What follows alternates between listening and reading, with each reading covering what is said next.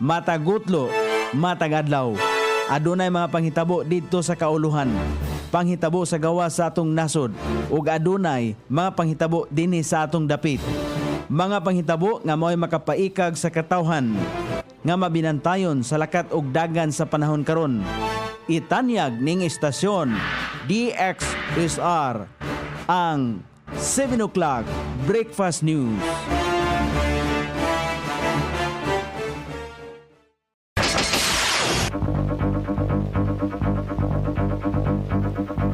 Higala, kumusta? May buntag Iligan, may buntag Mindanao, may buntag Pilipinas. Adlaw Biyernes karon pitsa 20 ni buwan sa Marso ning tuiga 2026.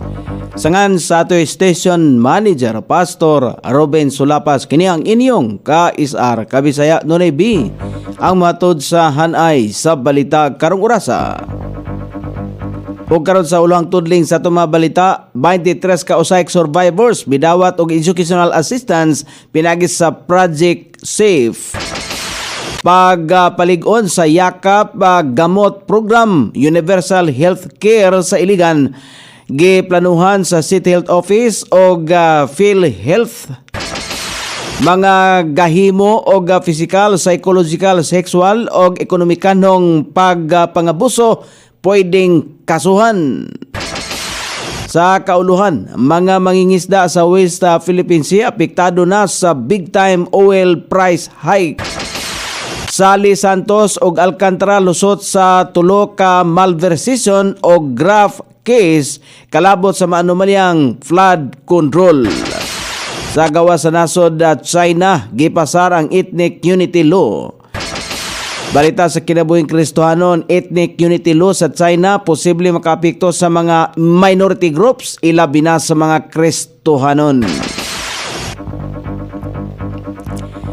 Kini ang uluhang tudling sa itong mga balita nga dalit kanato ning istasyon DXSR 106.7 sa inyong FM dial. Ang bugtong radyo sa Dakbayan Siligan nga nagsibya sa balang kasulatan, pinasubay sa inspired and preserved, not simply dictated, King James Version sa Anchor Broadcasting Corporation. O karon sa kompleto nga detalye, nakadawat ang 23 ka mga online sexual abuse and exploitation of children survivors og educational assistance sa unang quarter ning tuiga pinagi sa Project Safe. Sumala pa sa report ni Jennifer Sangoyod, focal person sa USAID. Tulo ka college sa students ang nakadawat og 8,000 pesos, napulo ka mga survivors sa high school nga midawat og tag 5,000 pesos, laing napulo ka survivors sa elementarya nga midawat og 3,000 pesos. Ang Project Safe programa sa Department of Social Welfare and Development nga nagtumong sa pagtabang sa mga USAID survivors nga makalampos sa ilaang pag-eskwela og mabalik sa ilaang normal nga aktibidad. Kada quarter makadawat og educational assistance ang mga survivors. Sumala pa ni Sangoyod, gikan sa Enero hangtod Disyembre 2025, adunay 68 ka mga survivors ang na-rescue nga resulta sa padayon nga gihimong operasyon sa Task Force o SAIC. Samtang 5 ka survivors ang na-rescue human sa gihimong operasyon ning Baguhay lamang. May numduman nga dili pa lamang dugay nga mibisita ang DSWD sa Iligan alang sa validation sa local efforts, technical supports og alignment sa project sa national policy og mga paningkamot. Gisgutan sa Iligan LGU o Iligan PhilHealth Local Health Insurance Office ang mga strategy aron mapalig-on ang implementasyon sa Yamang Kalusugan Pangkalahatang Programa Yakap o gamot program dinhi sa Iligan. Gisgutan ang kon gipahigayon ang meeting sa duha ka opisina. Gipaniguro nila ni Dr. Charles Marquez o PhilHealth Local Health Insurance Office OIC Mr. Patrick Peñaranda nga mapahimuslan gayod sa mga residente dinhi sa Iligan ang mga benepisyo sa yakap sama sa libreng check-up, laboratory test o mga tambal. Apil sa gisgutan ang pagpadayon sa universal health care Pinaagi sa financial integration, usa ka importanteng lakang aron hingpit nang mapatuman ang universal healthcare sa syudad. Lakang kini aron na pagtuman sa direktiba ni Mayor Frederick Xiao nga maabot sa tanan ang dekalidad o komportableng serbisyong panglawas. Gipanguluhan kini ni Dr. Glenn Manarpaak, acting head sa City Health Office sa Special Programs Unit, Dr. Marquez, Ms. Mary Ann Flores o Ms. Venus Pialan. Pwedeng kasuhan sa paglapas sa Republic Act 9262 o Anti-Violence Against Women and Their Children's Act ang bana o kanhibana live-in partner o kanhi-partner, uyab o kanhi-uyab, lalaki man o lesbian kung kini nang dagmal kaniya o sa iyang mga anak. Apil sa mga abuso ang pisikal nga pagdagmal, mga lihok nga makahatag og emosyonal nga sakit, sama sa hulga, pagpanghadlok, pagpanamastamas, stalking o padayon nga verbal abuse na nagpugos sa usa ka babae nga makighilawas o moapil sa sexual nga buhat nga walay iya ang pagtugot, pagkontrolar o pagpugong sa financial nga suporta, pagdili sa babae nga magtrabaho o paglimod sa iyang katungod sa financial nga kahingunghaan. Pwede nga mo-file ang babae og kasong kriminal o mokuha og protection order gikan sa barangay aron maproteksyonan siya sulod sa 15 ka mga adlaw, o kaha temporary protection order gikan sa korte nga balido hangtod 30 ka adlaw og mamahimong i-extend. Pwede usab nga mokuha og permanent protection order gikan sa korte nga magpabiling epektibo hangtod dili kansilahon. Kung dili magpasaka og kaso ang biktima, mamahimong mo-file og kaso ni si bisan kinsa nga dunay personal nga kahibalo sa nahitabo tungod kay ang VAWC usa ka public crime. Ang mga mapamatud-an nga nakalapas sa VAWC magatubang sa silot depende sa makita sa korte nga kabug-at sa ilahang sala. Pwede silang mapriso gikan sa 30 ka adlaw o kaha life imprisonment, multahan og usa ka 2,000 pesos o labaw pa, og mopailalom sa mandatory nga psychological counseling aron pag-usab sa iyang pamatasan. Ning bulan sa Marso giobserbar ang National Women's Month, ang gobyerno naningkamot sa paghatag og gahom sa nga maprotektaran ang tanang kababayenan og sa ilang og ang ilang mga anak. O karon sa balita sa kauluhan, gisiguro sa Philippine Coast Guard ang pagpangapod-apod o ginabang sa mga mangingisda sa West Philippine Sea nga grabing napektuhan sa serye sa big time oil price hike. Sumala pa kang Philippine Coast Guard spokesperson Commodore Nomi Kayabyab, gihatda na og lain-laing supplies ang mga mangingisda sa West Philippine Sea gamit ang ilahang Philippine Coast Guard vessel. Gipahigayon ang misyon samtang kasamtangang nangisda ang mga mananagat sa kalauran sa West Philippine Sea kung asa gidalhan sila og mga food supplies, non-food items o mga produktong petrolyo lakip sa mga nahaunang nahatagan og tabang mao ang mga mangingisda sa Capon Grande, Zambales og mga mangingisdang naglawig sa uban pang maritime features sa giilogang kadagatan.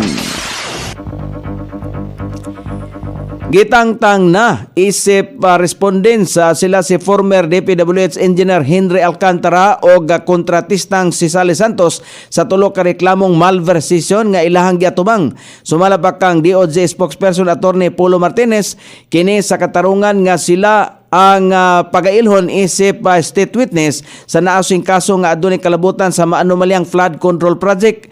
Gawa sa malversation case, lusot usab sila sa pagsupak sa Republic Act number 3019 o Anti-Graft and Corrupt Practices Act nga mao gikumpirmar ni Justice Spokesperson Martinez ang hingpit nga gipasaka isip mga kaso sa nga tulo ka malversation.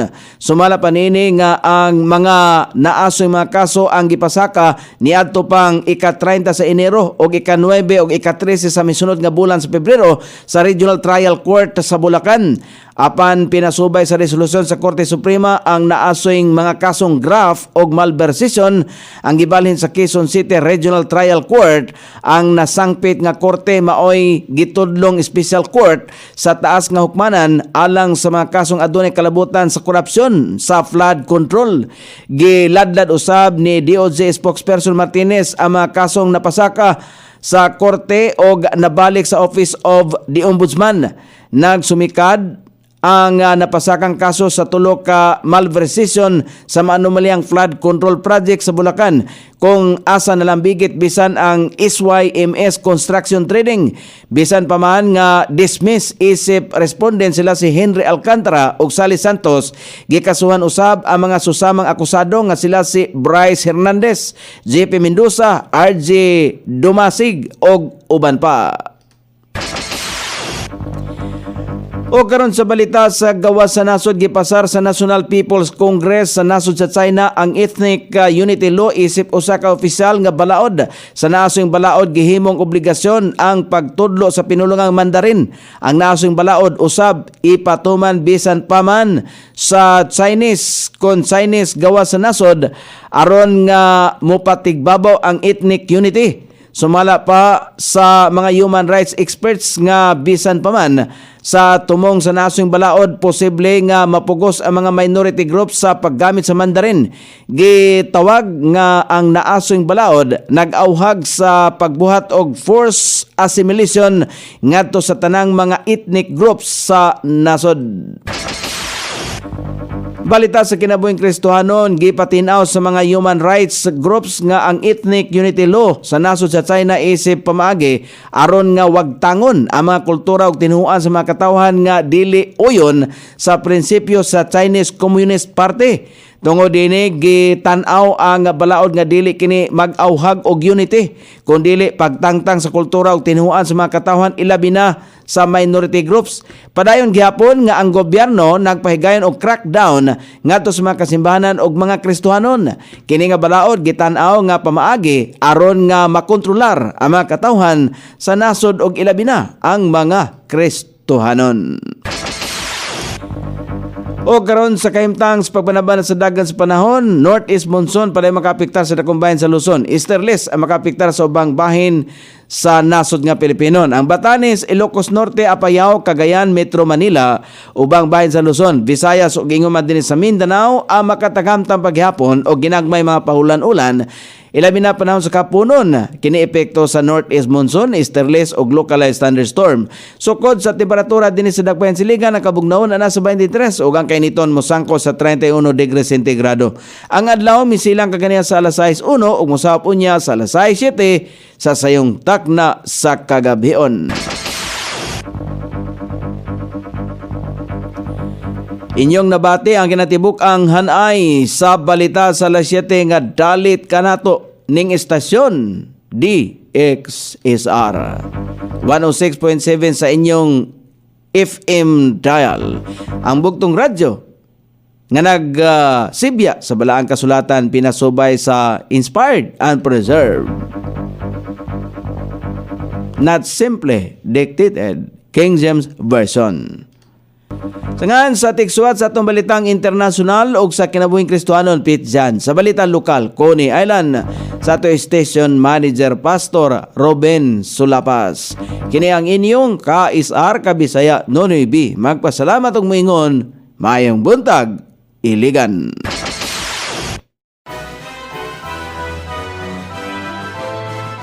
Inyong nabati ang 7 o'clock breakfast news hangtod na usab og mga adlaw sa samang takna o sa samang istasyon. Daghang salamat sa iyong pagpaminaw og maayong buntag.